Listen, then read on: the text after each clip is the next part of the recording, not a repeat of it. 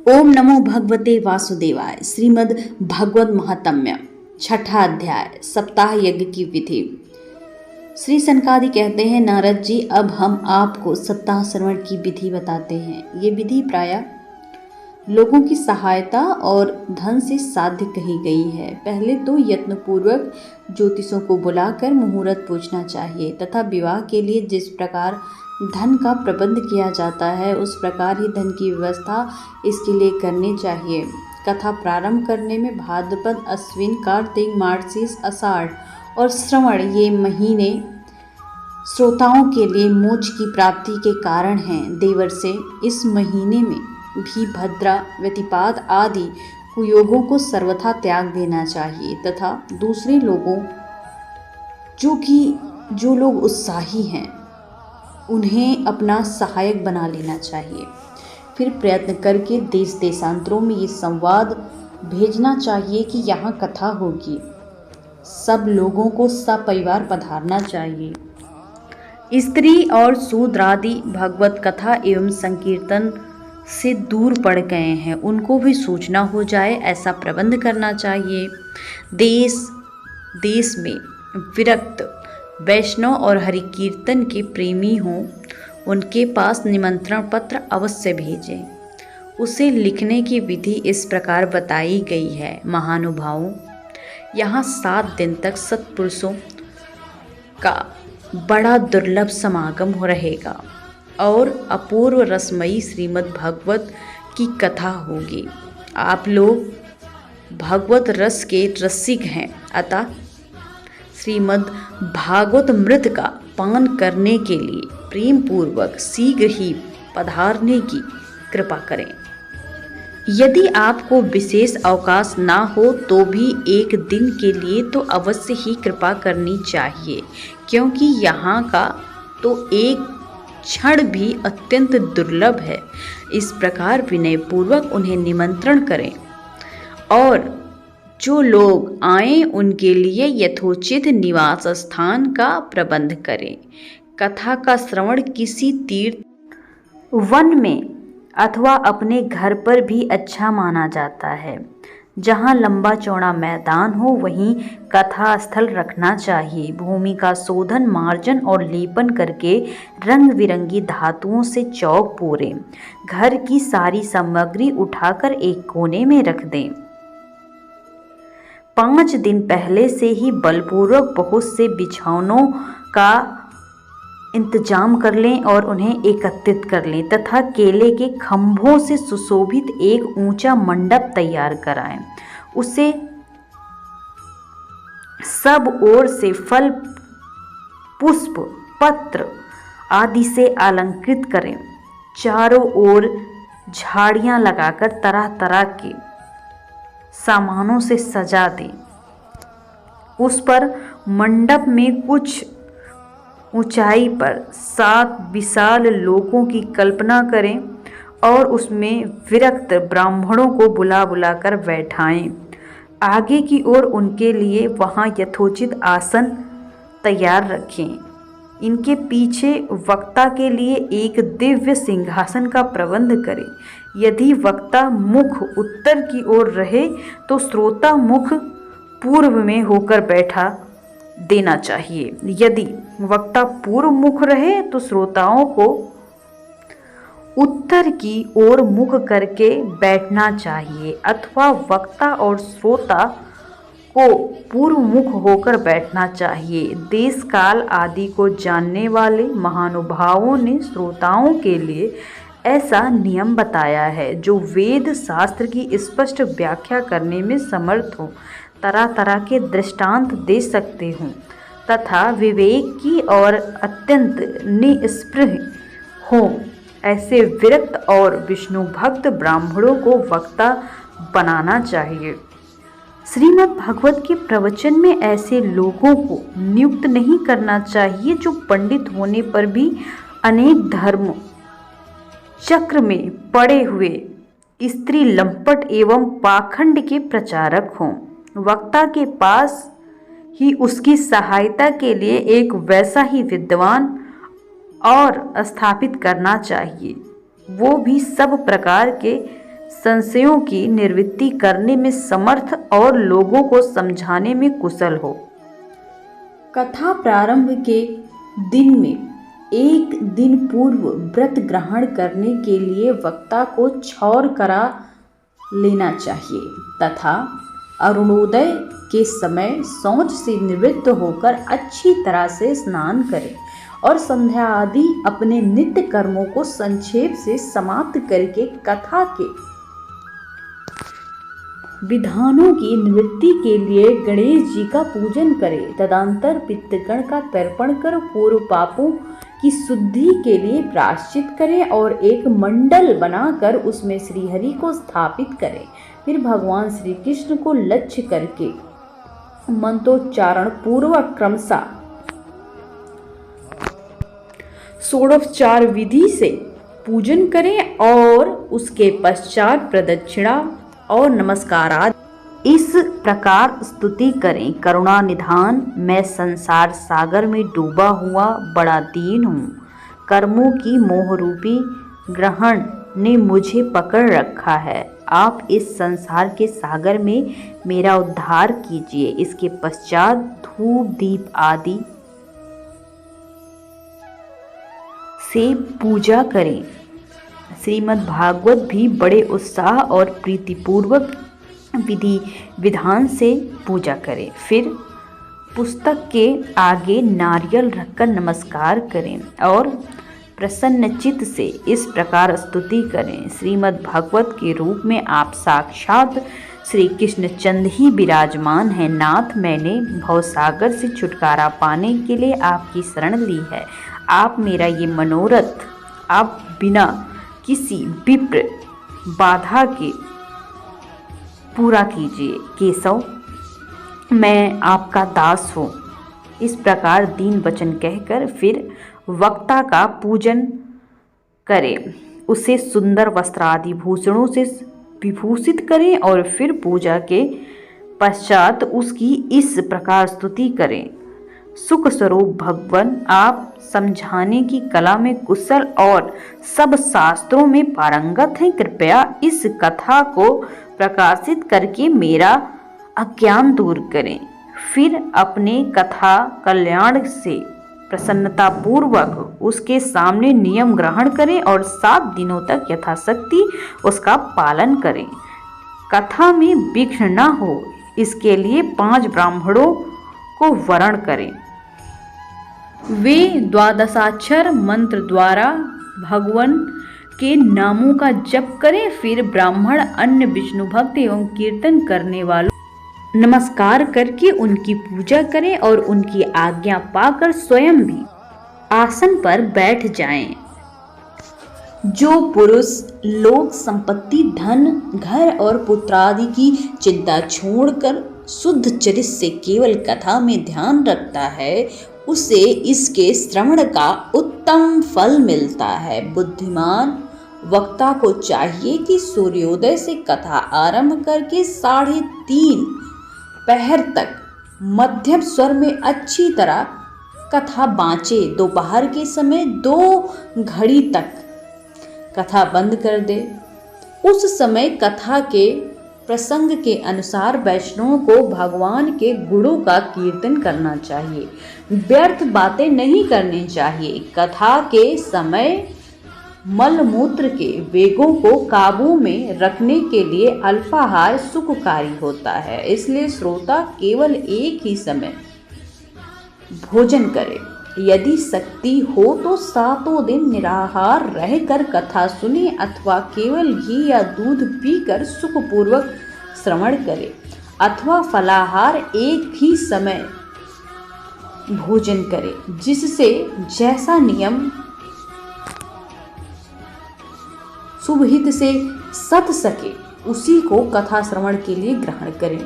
मैं तो उपवास की अपेक्षा भोजन करना अच्छा समझता हूँ, यदि वो कथा श्रवण में सहायक हो। यदि उपवास से श्रवण में बाधा पहुँचती हो तो वो किसी काम का नहीं।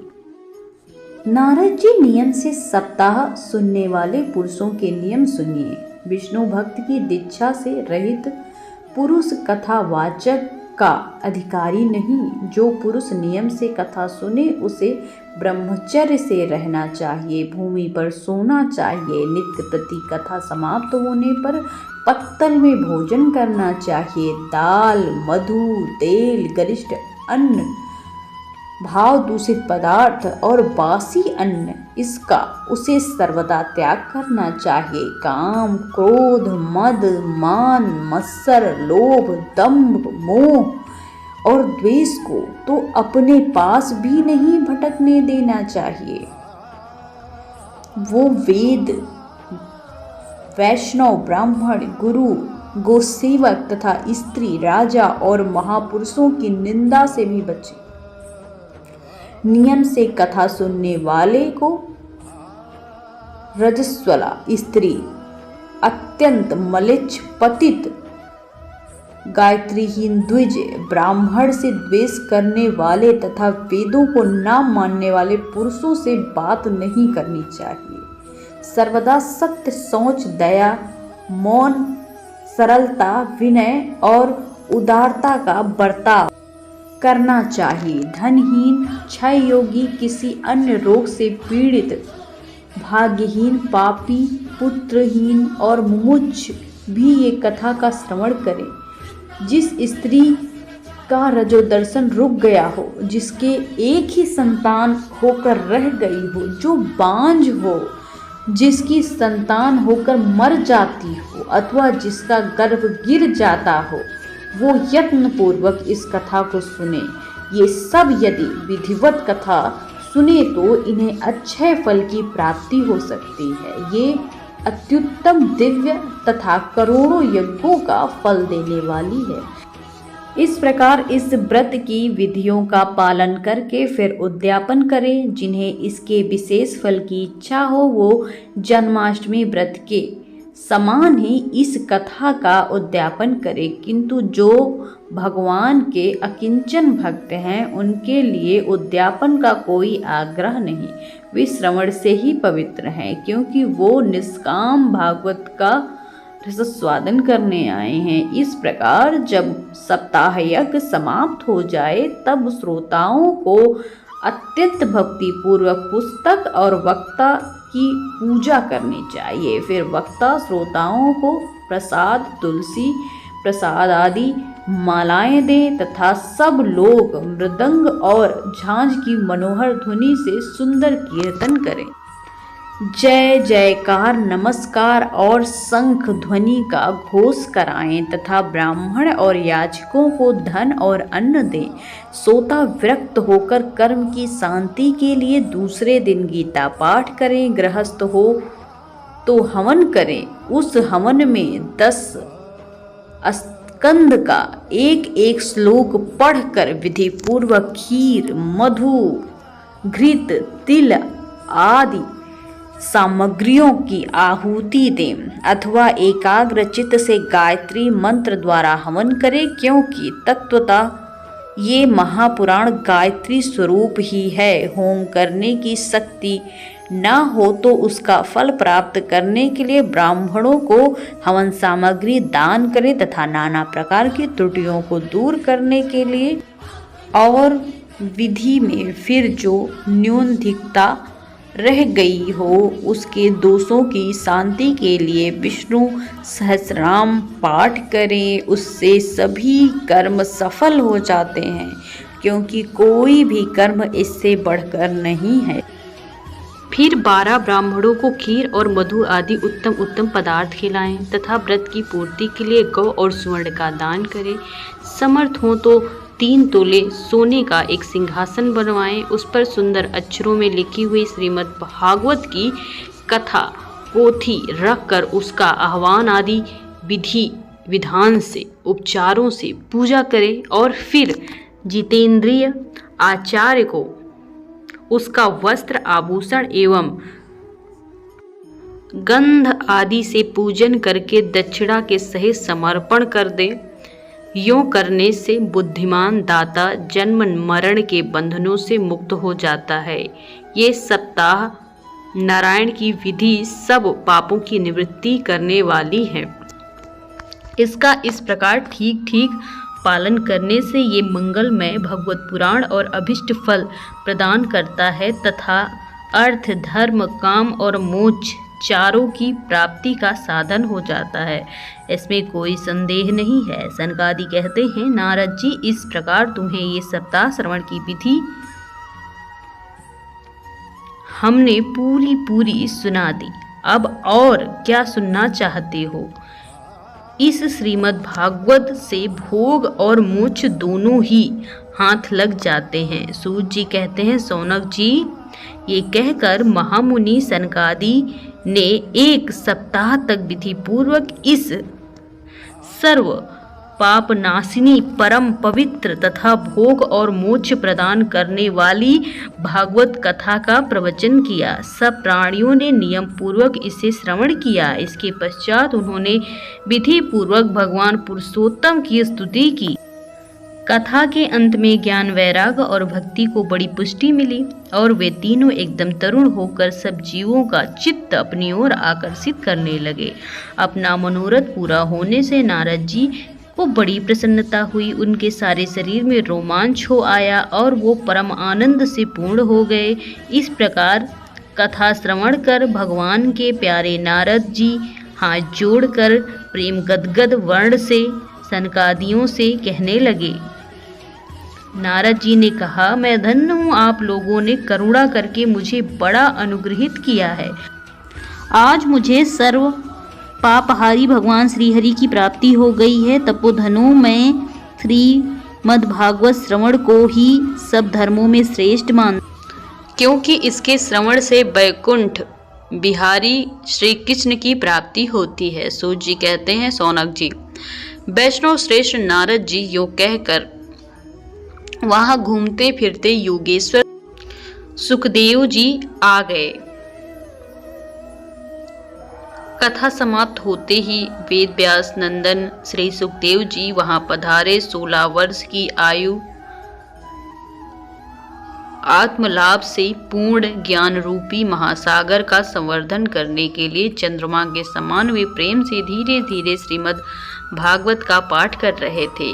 परम तेजस्वी सुखदेव जी देखकर सारे सभासद झटपट खड़े हो गए और उन्हें एक ऊंचे आसन पर बैठाया। फिर देवर्षि नारद जी ने उनका प्रेम पूर्वक पूजन किया। उन्होंने सुख पूर्वक बैठकर कहा, आप लोग मेरी निर्मल वाणी सुनिए। सुखदेव जी बोले, रसिक एवं भावुकजन, ये श्रीमद् भागवत वेद रूप कल्पवृक्ष का परिपक्व फल है। श्री सुखदेव स्वरूप सुख के मुख का संयोग होने पर अमृत रस से परिपूर्ण है। ये रस ही रस है, इसमें न छिलका न गुठली। ये इसी लोक में सुलभ है। जब तक शरीर में चेतना रहे तब तक आप लोग बार बार इसका पान करें। महामुनि वेदव्यास ने श्रीमद् भागवत महापुराण की रचना की। इसमें निष्कपट निष्काम परम धर्म का निरूपण है। इसमें शुद्धन करण सत्पुरुषों के जानने योग कल्याणकारी वास्तविक वस्तु का वर्णन है, जिसमें तीनों तपों की शांति होती है। इसका आश्रय लेने पर दूसरे शास्त्र अथवा साधन की आवश्यकता नहीं रहती। जब कभी पुण्यात्मा पुरुष इसके श्रवण की इच्छा करती है तभी ईश्वर अविलंबन उसके हृदय में अवरुद्ध हो जाता है। ये भागवत पुराणों का तिलक और वैष्णवों का धन है। इसमें परम हंसों के प्राय विशुद्ध ज्ञान का ही वर्णन किया गया है तथा ज्ञान, वैराग्य और भक्ति के सहित निर्वृत्ति मार्ग को प्रकाशित किया गया है। जो पुरुष भक्ति पूर्वक इसके श्रवण, पाठन और मनन के तत्पर रहकर कार्य करता है वो मुक्त हो जाता है। ये रस स्वर्गलोक को, सत्यलोक, कैलाश और वैकुंठ में भी नहीं प्राप्त होता। इसलिए भगवान के श्रोताओं, तुम इसका खूब पान करो, इसे कभी भी मत छोड़ो। सूत जी कहते हैं, सुखदेव जी इस प्रकार कह ही रहे थे कि उस सभा के बीचों बीच प्रहलाद, बाली, उद्धव और अर्जुन आदि के पार्षदों के सहित साक्षात श्रीहरि प्रकट हो गए। तब देवर्षि नारद ने भगवान और उनके भक्तों की यथोचित पूजा की।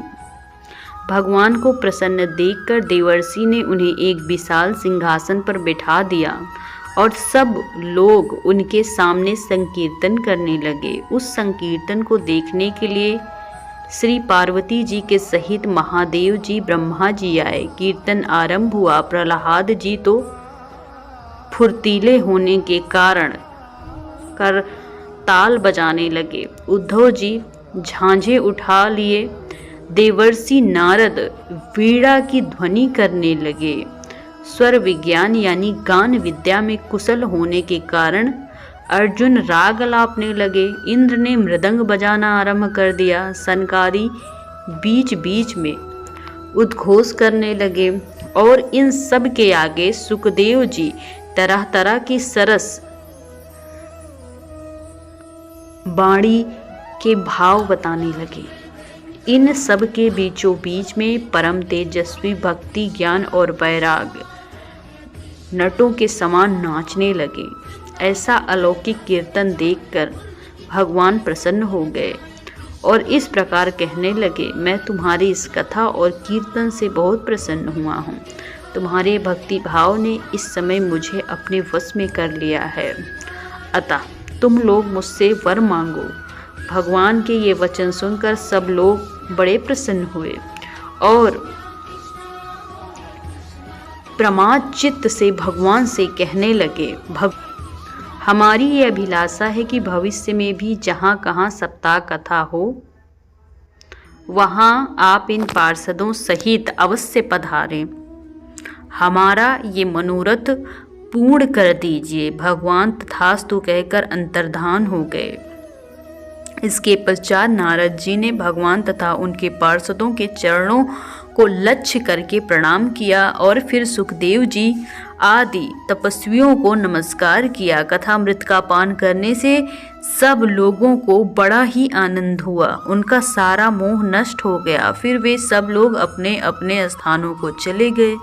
अब उस समय सुखदेव जी ने भक्ति को उनके पुत्रों सहित अपने शास्त्रों में स्थापित कर दिया। इसी से भागवत सेवन करने से श्रीहरि वैष्णव के हृदयों में आ विराजते हैं। जो लोग दारिद्रता के दुख ज्वर की ज्वाला से दग्ध हो जाते हैं, जिन्हें माया पिशाच ने रौंद डाला है तथा जो संसार समुद्र में डूब रहे हैं, उनका कल्याण करने के लिए श्रीमद् भागवत सिंहनाद कर रहा है। सौनक जी ने पूछा, सूत जी, सुखदेव जी ने राजा परीक्षित को, गोकर्ण, धुंधकारी को और सनकादि ने नारद जी को किस किस समय ये ग्रंथ सुनाया था? मेरा ये संशय दूर कीजिए। सूत जी ने कहा, भगवान श्री कृष्ण के स्वधाम मन के बाद कलयुग के 30 वर्ष के कुछ अधिक बीत जाने पर भाद्रपद मास की शुक्ला नवमी को सुखदेव जी ने कथा आरंभ की थी। राजा परीक्षित के कथा सुनने के बाद कलयुग के 200 वर्ष बीत जाने पर आषाढ़ मास की शुक्ला नवमी को गोकर्ण जी ने ये कथा सुनाई थी। इसके पीछे कलयुग 30 वर्ष और निकल जाने पर कार्तिक शुक्ल नवमी से सनकादि ने कथा आरंभ की। निष्पाप सौनक जी, आपने जो कुछ पूछा उसका उत्तर मैंने आपको दे दिया। इस कलयुग में भागवत की कथा भक्तों की रामबाण औषध है। संत जन, आप लोग आदर पूर्वक इस कथामृत का पान कीजिए। श्री कृष्ण को अत्यंत प्रिय, संपूर्ण पापों का नाश करने वाला, मुक्ति का एकमात्र कारण और भक्ति को बढ़ाने वाला है। लोक में अन्य कल्याणकारी साधकों का विचार करने से, तीर्थों का सेवन करने से क्या होगा?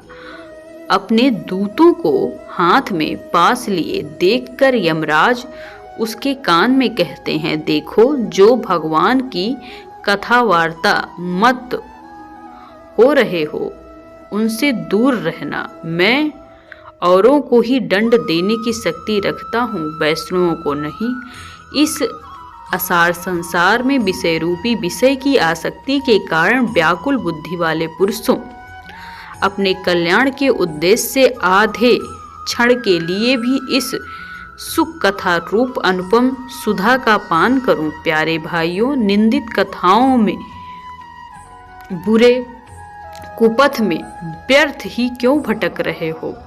इस कथा के कान में प्रवेश करते ही मुक्ति मिल जाती है। इस बात के साक्षी राजा परीक्षित हैं। श्री सुखदेव जी प्रेम रस के प्रवाह में स्थिर होकर इस कथा को कहा गया है। इस का जिसके कंठ में संबंध बन जाता है वो बैकुंठ का स्वामी बन जाता है। शौनक जी, मैंने अनेक शास्त्रों को देखकर आपको ये परम गोप्य रहस्य अभी सुनाया है। सब शास्त्रों के सिद्धांतों को यही निचोड़ दिया है। संसार में इस सुख शास्त्र से अधिक पवित्र और कोई वस्तु नहीं है। अतः आप लोग परमानंद की प्राप्ति के लिए इस द्वादश स्कंद रूप रस का पान करें। जो पुरुष नियम पूर्वक इस कथा का भक्ति भाव से श्रवण करता है और जो शुद्धांतकरण भगवत भक्तों के सामने इसे सुनाता है, वो दोनों ही विधि का पूरा पालन करने में यथार्थ फल प्राप्त करता है। उनके लिए त्रिलोक में कुछ भी असाध्य नहीं रह जाता। श्रीमद् भागवत महात्म्य समाप्त। इति ओम तत्सत्।